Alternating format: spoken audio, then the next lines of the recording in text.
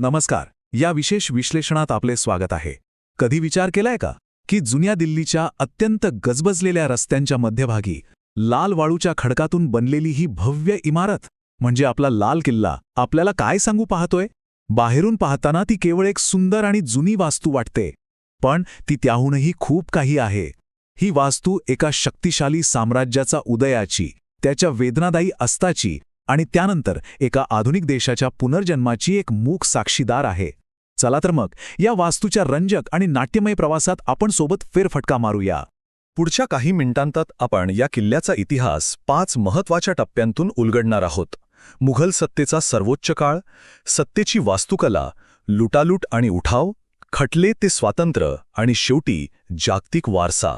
सुरू करूया पहिल्या टप्प्यापासून, मुघल सत्तेचा सर्वोच्च काळ आणि एका नव्या राजधानीचा जन्म. आपण थेट 1639च्या काळात जाऊया. सम्राट शहाजहानने एक अत्यंत महत्त्वाकांक्षी निर्णय घेतला.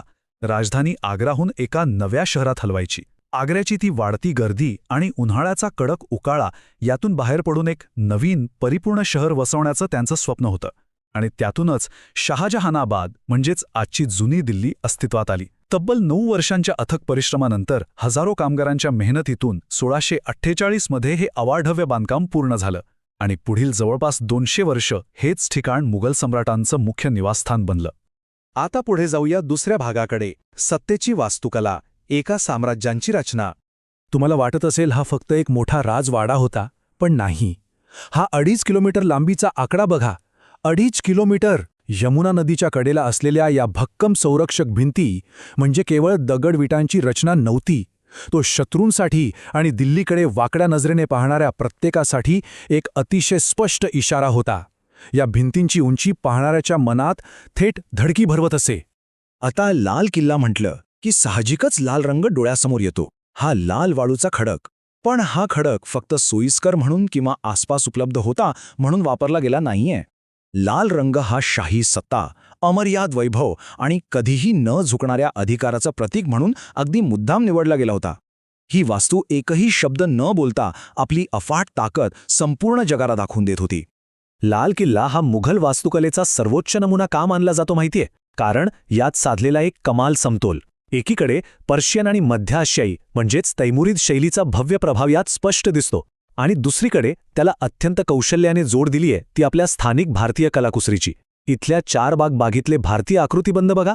हा खऱ्या अर्थाने परकीय भव्यता आणि स्थानिक कलेचा एक परफेक्ट संगम आहे, ज्याने एका नव्या शहाजहानी वास्तुकलेला जन्म दिला.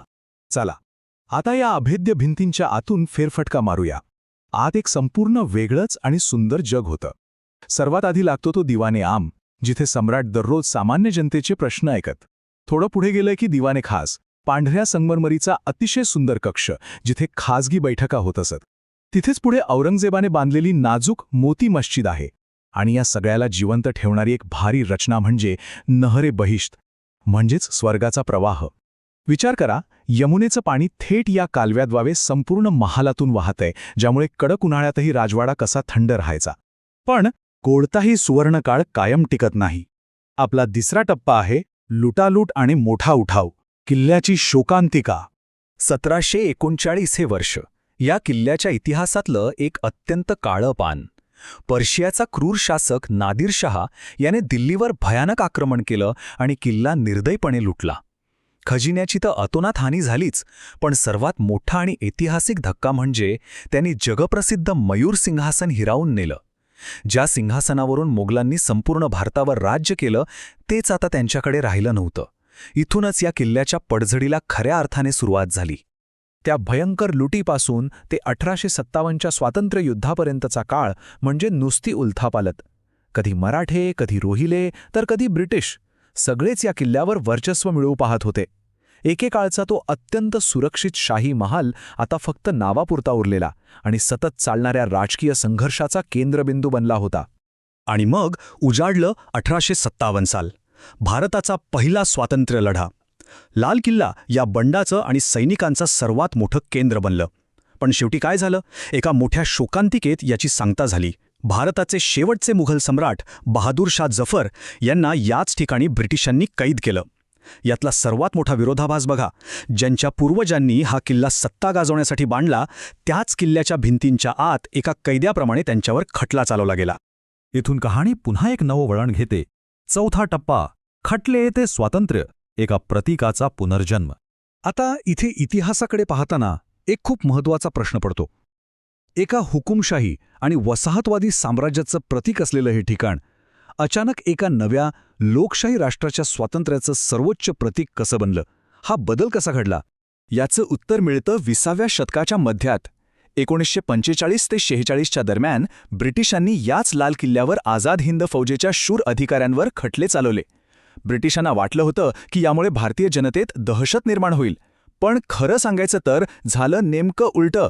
या खटल्यांमुळे संपूर्ण देशभरात संतापाची आणि देशभक्तीची प्रचंड लाट उसळली.